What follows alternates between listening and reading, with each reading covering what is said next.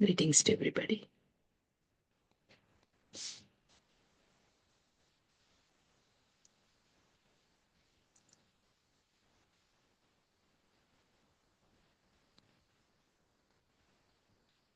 Welcome to one and all to the literature reading session.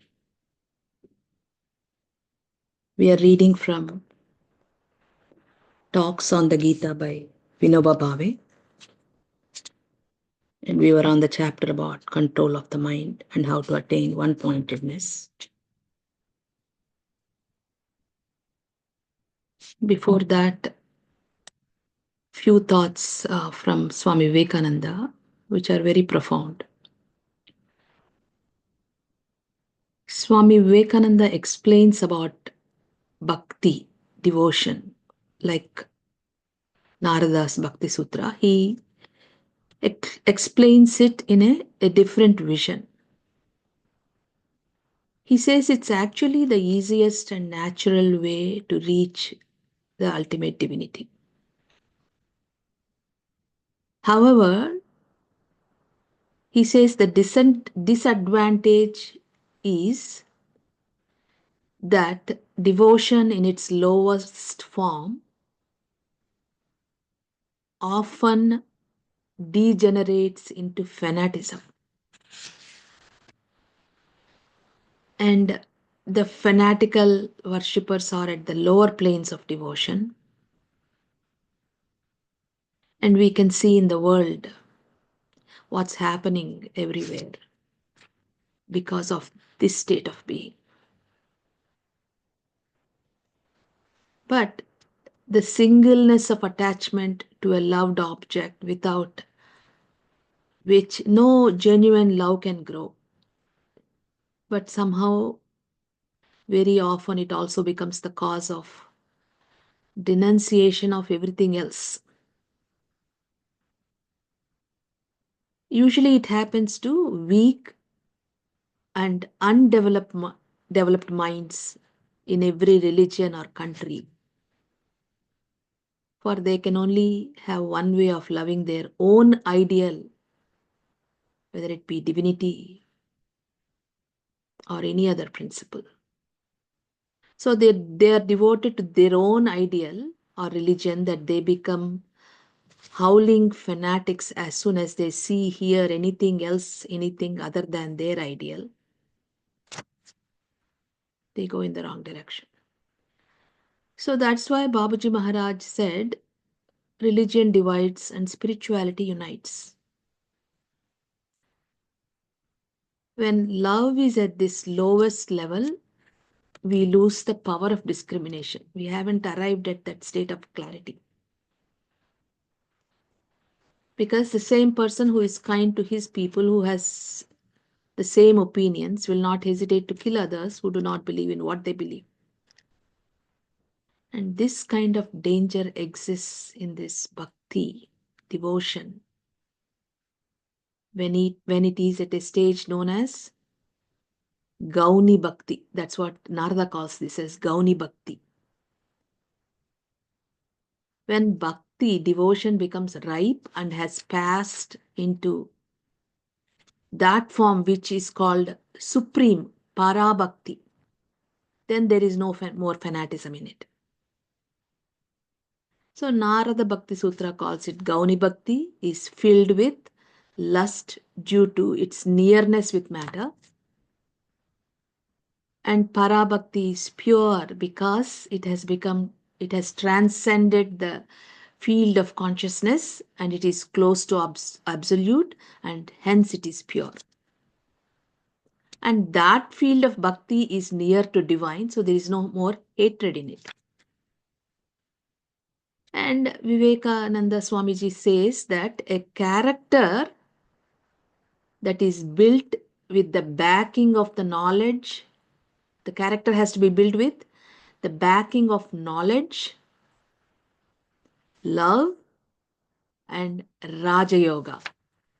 That is a harmonious character. Because for knowledge and love to arrive at the purified form, the mind has to be clear and arrive at the state of purity, discriminative state. And just he compares it just like revered Daji. He says, Jnana, knowledge is one wing, Bhakti is the other wing. However, without which gives it proper direction is the tail like a rudder. That is the Raja Yoga training of the mind, which centers the being and brings the being to equilibrium. And that meditative state is constant remembrance of the thing which we meditate upon. Now we can understand constant remembrance in a different perspective. When we are meditating upon the divine presence that is bestowed into us because of our connection to a living Guru, naturally you love the giver. The giver who is bestowing this love is whose remembrance is in your heart. And that remembrance is an unbroken stream which continues to flow. And this flow is the flow of prana, filled with remembrance, love, and it flows all the way to the Brahmapad. And that is what we are all striving for. To let the prana flow with this purity, pure state of being of love, filled with divine remembrance. Because of the fact that knowledge and devotion have been purified with the sadhana of the right path, the Raja Yoga, the right method. Until then, human being keeps getting lost in our own minds, in our own ideals, in our own egos. So continuing with the chapter, Vinobha Bhave says, day and night, this frightening samsara is always surging around us, within and without. Even our prayers are for some material gain. There is no longing to become one with the Lord, forgetting the external world at least for a moment. Our prayer is nothing but a show. When such is the mental state, sitting cross-legged and closing the eyes is bound to be in vain. As the mind is disposed to get distracted all the time by things outside, all the time by the things without.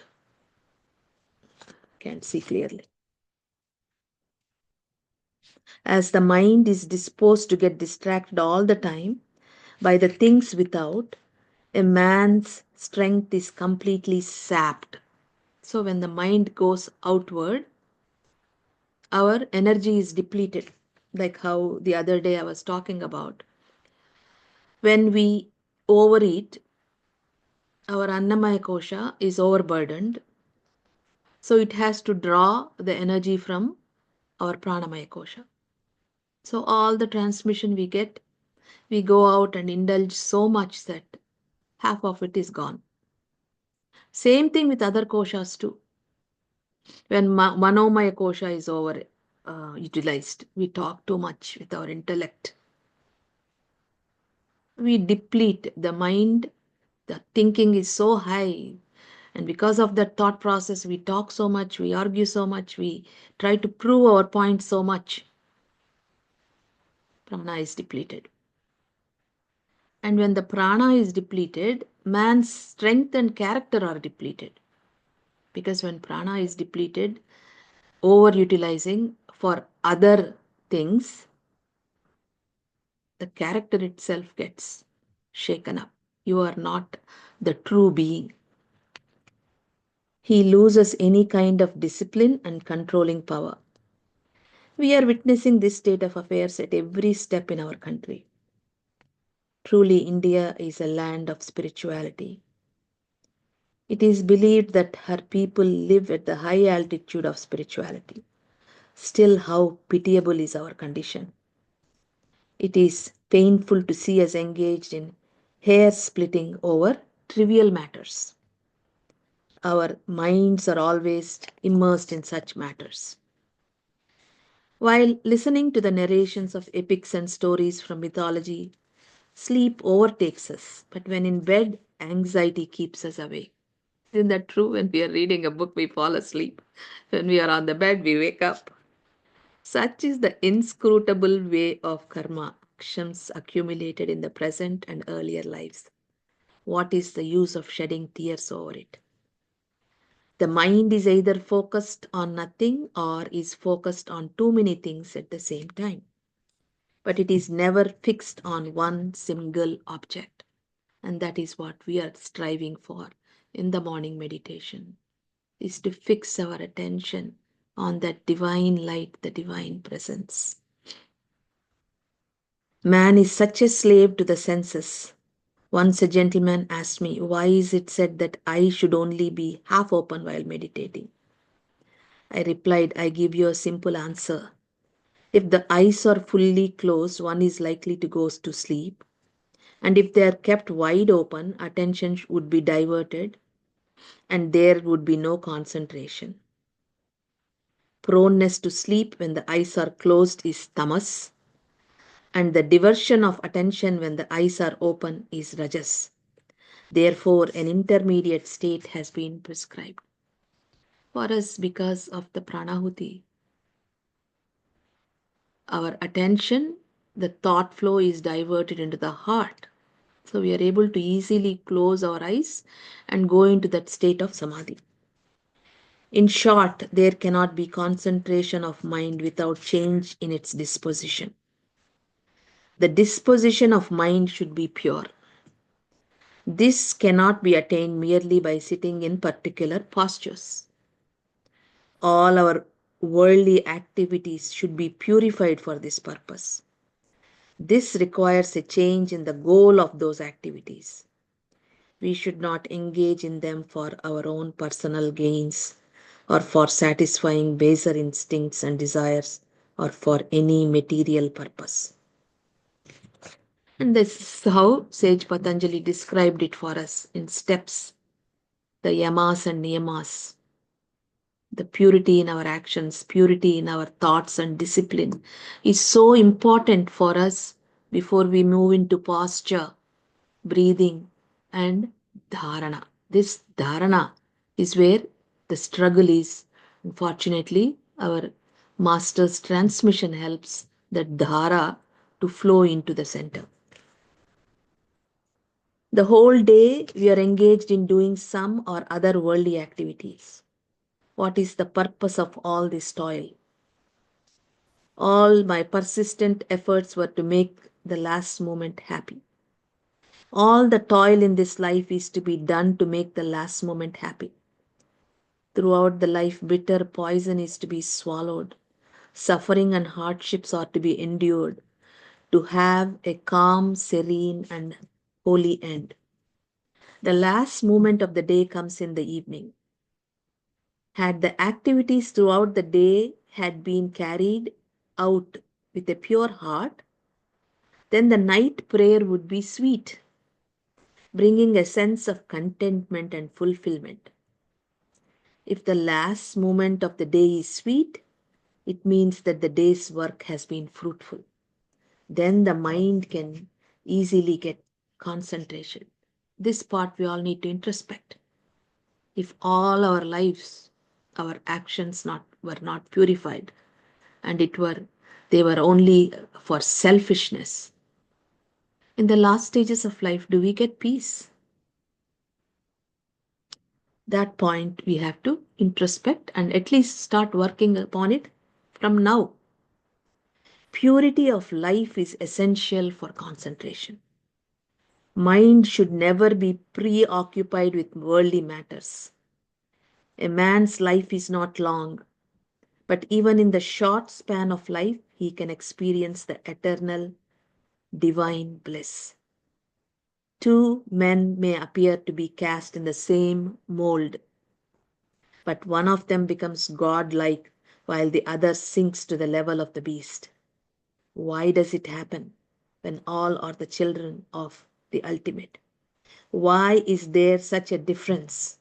Why does one Nara, that means man, and one becomes Narayan, that means God, whereas the other becomes Vanaras, that means monkey, that means not evolved beings. Here that word is used for animal. There have been men in the past who have shown what great heights man can scale. Such men are there even now in our midst. This is a matter of experience. The saints have shown what a man can achieve even while remaining caged within the body. If some men can do miraculous deeds while remaining within the body, why should it not be possible for me? Why should I set bounds to my imagination? I too possess the same human body, dwelling in which others have done heroic deeds. Then why should I be in such a sad plight? There must be something wrong with me. My mind is all the time focused on things outside. Because sometimes I notice Abhyas is right after satsang, we're already texting something into our some other group. We don't have time to even absorb what is given to us and observe our own condition. We don't give few minutes to observe our own condition. It is too preoccupied in finding faults in others. But why should I judge others? This weakness of finding faults in others has to leave us. And that is why Lalaji Maharaj in the Whispers gave a particular technique where we can let go of these weaknesses. You come into point A field and you make the sankalpa. This weakness of finding fault has left me for good. I have no attachment to it. So, this technique you can use for any weakness, this weakness of criticizing others, blaming others, complaining, judging, justifying our own actions. All have left me for good. I have no attachment to it. When we make that sankalpa even for 10 minutes at that field, what happens is our character shifts.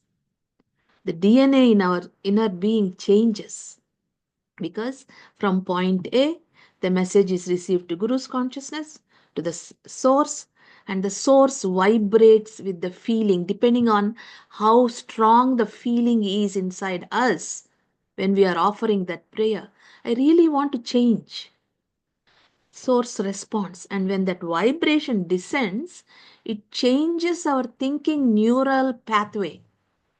It changes our neurons where we start to think differently. And so we don't criticize anymore. And the moment we can come to that state, contentment sets in and balance sets in.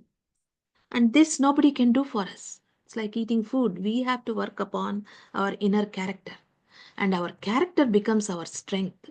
That's what Swami Vivekananda has been talking about. Character is your strength because when all these flaws leave us, in the space of these flaws, because our space has been occupied with these negative vibrations, when they leave, those strong tendencies leave, this space is filled with divinity, and that divinity permeates inside us, reaching that Brahmapad. And that is the character. So, why should I be concerned with the virtues and vices of others when I myself have them in abundance? If I remain busy in observing and criticizing the faults in others, how could I have concentration of mind? Then I am bound to be caught between rajas and tamas, and the mind will either wander aimlessly or it will go to sleep, it will go blank, it will not remain in the state of equilibrium, the sat. It is true that the Lord has given suggestions about the sitting posture, the fixing of gaze, etc., for attaining one pointedness of mind. But they could be useful only when one has realized the need of having one pointedness of mind. Let one realize this need, then one will seek and find for oneself the means to attain. The moment you have the desire to transform, The method appears before you. That's what happened to me. How did I find these techniques in all these? I mean, there's so many books of these whispers that they have given so many techniques. Yesterday I was reading and I'm like, oh my God, how did I miss this technique? Because the need, the longing in my heart for that particular character inside me, immediately the master appears there. Okay, here is the technique, honey. Do this. And the moment you do it, you see transformation inside yourself. So, moderation and regulation in life. One more thing that aids concentration is to set bounds to one life. See, we live life trapped. Okay, every weekend I have to go to this party. Every Friday I have to go do this. We get trapped in a cycle. So you never have time for yourself. So if you don't want to be the way the whole world is, and if you want to truly become a spiritual being with high character, you have to allot time for yourself. You cannot go with the norms of the society. One more thing that aids concentration is to set bounds to one's life. All our actions should be measured and weighed. Introspection. This is an essential character of mathematics and it should be there in all our actions. As we take medicine in measured doses, so should be the case with our food and sleep and in fact with everything. All the sense organs should be under strict vigil. We should be ever alert lest we should eat too much or sleep too much or see what we need to. All our activities should thus be continuously examined and meticulous care. And now I understand the technique of the senses that Lalaji Maharaj has given. And I see a lot of change in my eating habits. Before, when I was young, I used to struggle. I could never stop eating. I cannot stop after a third idli or a fourth idli. It has to go on. And now I cannot force myself to eat beyond two. And I kept wondering why. Is it the age? I don't think so. Then I realized as a spiritual being, when we are doing this technique, coming into point A's field and saying, all my senses are completely cleansed. My senses have arrived at the balanced state and they have arrived at their original character where we were born in perfection from the source and all my feelings are in silence. That brings that state of moderation of Sat, and that gives the ability for you to live a moderate life in everything. Even if you want to force yourself to eat, you can't eat. Even if you want to force yourself to indulge, you can only indulge as much as your self needs, the source, the soul needs. That is the beauty of the technique. We just need to practice this few minutes a day right after morning meditation. I once heard a gentleman, I will read this small paragraph and we will move into satsang. I once heard of a gentleman who, within a minute of entering a room, would note what things are kept in it and where. I said to myself, oh Lord, may I never have such a faculty. Am I somebody's personal secretary to keep in my mind an inventory of his possessions, or am I a thief? How does it concern me where he keeps his soap or his watch? Why do I need such information? We should prevent waywardness of our eyes and of our ears too. See, because the senses, one sense is in a state of, for some people, they can hear very clear, some people can see clearly. But when these senses are in a state of balance, the inner vision develops. You are able to hear with your inner eye, you are able to hear with inner ear, you are able to see with your inner eye, you are able to feel from the heart. So, some people seem to feel that it would have been wonderful to have ears like a dog that could be turned in any direction at will. God has not provided man with this faculty. They rue, but no, excessive curiosity must not be there. The mind of a man is a very powerful thing. It's wayward too. It gets distracted by the slightest disturbance. Therefore, there should be regulation and moderation in life. Let us never look at bad things. Let us never read bad books. Let us never listen to anyone's slander or even praise. Let us turn away not only from bad things but also from the excess of good things. Indulgence in any form should be avoided. Things like liquor, sweetmeats, or fried eatables should no doubt be positively shunned, but even fruits should not be taken in excess. So, this state of moderation has to happen. A fruitarian diet is certainly pure and healthy, but the fruits too should not be taken in excessive quantities. The master within should never allow the tongue to have its own way. The sense organs should feel awe for the master within. They must ever be on guard and realize that if they misbehave, they will be punished. Moderation and regulation in life means having a disciplined and regulated life. So we stopped at page 114. We started at page 110 in the talks of Bhagavad Gita. We are still on the topic control of the mind. So let us now